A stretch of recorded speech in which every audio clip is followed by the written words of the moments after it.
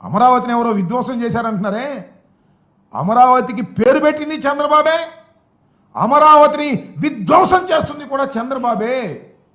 ఇది గమనించమని కోరుతున్నా నేను.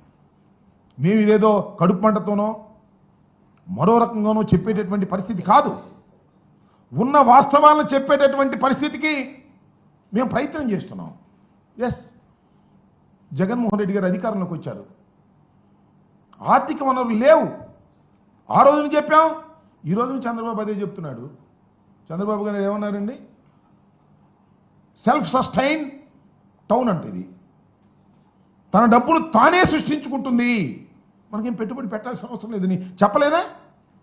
మేమేం చెప్పాం? మేము హైకోర్టులో సుప్రీంకోర్టులో కూడా అఫిడవిట్స్ వేసాం.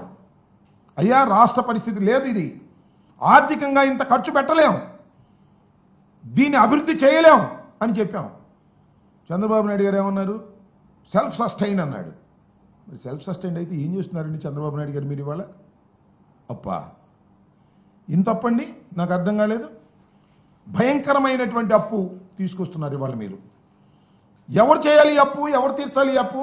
52,000 కోట్ల రూపాయల అప్పు తీసుకొస్తున్నారు ఇవాళ మీరు. అప్పుల గురించి ఏమన్నారండి మీరు? అయ్యా చంద్రబాబు నాయుడు గారు అనుభవజ్ఞులు మీరు. 4వసారి ముఖ్యమంత్రిగా ప్రమాణ స్వీకారం చేశారు. జగన్మోహన్ రెడ్డి గారు అప్పు తీసుకొస్తుంటే ఏమన్నారు? ఇది శ్రీలంక అయిపోద్ది అన్నారు, అప్పులతో మునిగిపోతుందన్నారు, అప్పు చేయటం తప్పు అన్నారు. అప్పుడు అప్పు చేయటం తప్పు, ఇవాళ అమరావతి కోసం అప్పు చేయటం కరెక్టా? ఎంత అప్పు చేస్తున్నారండి మీరు? 52,000 కోట్లు.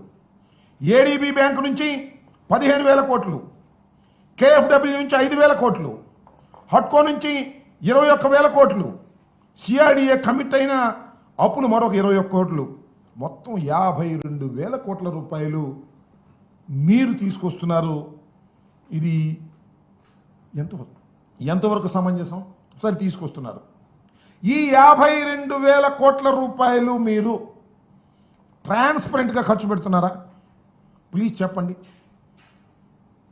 ఇది సద్వినియోగపడుతుంటే మీరు తల తాకట్టు పెట్టో, లేక మోడీ గారు మీ అవసరం మోడీ గారికి, మోడీ అవసరం మీకు ఉంది కాబట్టి ఆయన అప్పిప్పించే కార్యక్రమంలో ఆయన ఉంటే మీరు తీసుకొస్తే ఏం చేస్తున్నారండి అప్పుని?